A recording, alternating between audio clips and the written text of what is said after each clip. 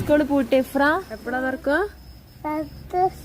Hi hello friends, ഇതാണ് കേട്ടോ ഞങ്ങളുടെ ഇഫ്രക്കുട്ടി. ആള് LKG സ്റ്റുഡന്റ് ആണ് കേട്ടോ. ഓണ എക്സാമും ഓണാഘോഷ പരിപാടികളൊക്കെ കഴിഞ്ഞിട്ട് സ്കൂൾ ഇപ്പൊ ലീവാണല്ലോ അല്ലെ. ഇനി വരുന്ന ദിവസങ്ങള് കുട്ടികൾക്ക് റെസ്റ്റ് എടുക്കാനുള്ള സമയവും അമ്മമാർക്ക് റെസ്റ്റ് ഇല്ലാത്ത ദിവസങ്ങളുമാണ് അല്ലെ. ഇങ്ങനെയുള്ള ലീവുകളില് ഏതെങ്കിലും ഒരു ദിവസം ഏതെങ്കിലും ഒരമ്മ മിനിമം ഒരു പ്രാവശ്യം പറയുന്ന കാര്യമാണ് അല്ലെ, സ്കൂളൊന്ന് എത്രയും പെട്ടെന്ന് തുറന്നിരുന്നെങ്കിൽ എന്നുള്ളത്. ഇന്ന് രാവിലെ മുതലേ വെയിൽ ഉദിക്കണോ വേണ്ടയോ എന്നുള്ള സംശയമായിരുന്നു തോന്നുന്നു വെയിലിന്. എന്നാലും ഞാൻ അതൊന്നും നോക്കാതെ നല്ല വെയിൽ കണ്ടപ്പോ എല്ലാ തുണികളും എടുത്ത് പുറത്തിട്ടു കേട്ടോ. ഈ ടോപ്പ് അറിയാൻ ഒരു ബോറാണെന്ന് എനിക്കറിയാം, എന്നാൽ അത് പറഞ്ഞില്ലെങ്കിൽ എന്തോ പോലെയാണ് സംസാരിക്കുമ്പോൾ. അങ്ങനെ ഞാൻ എന്റെ തുണികളെല്ലാം ഉണങ്ങുമല്ലോ എന്നുള്ള സന്തോഷത്തിൽ ഇങ്ങനെ ഇരിക്കുകയായിരുന്നു. പക്ഷെ ആ സന്തോഷം കുറച്ചു നേരം മാത്രമേ കേട്ടോ നീണ്ടു നിന്നിട്ടുണ്ടായിരുന്നുള്ളൂ.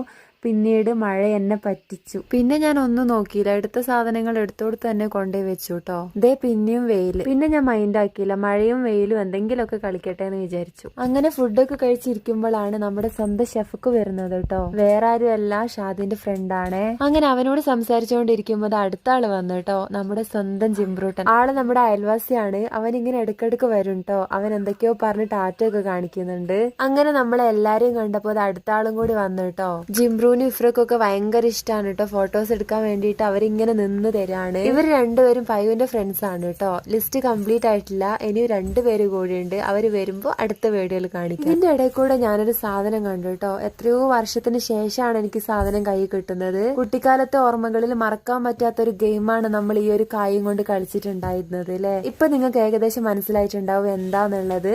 നിങ്ങൾക്ക് ഇതെന്താ സംഭവം എന്നും മനസ്സിലായോന്നും നിങ്ങളുടെ നാട്ടിൽ എന്താ ഇതിന് പേര് പറയാന്നും ജസ്റ്റ് കമന്റ് ബിലോ.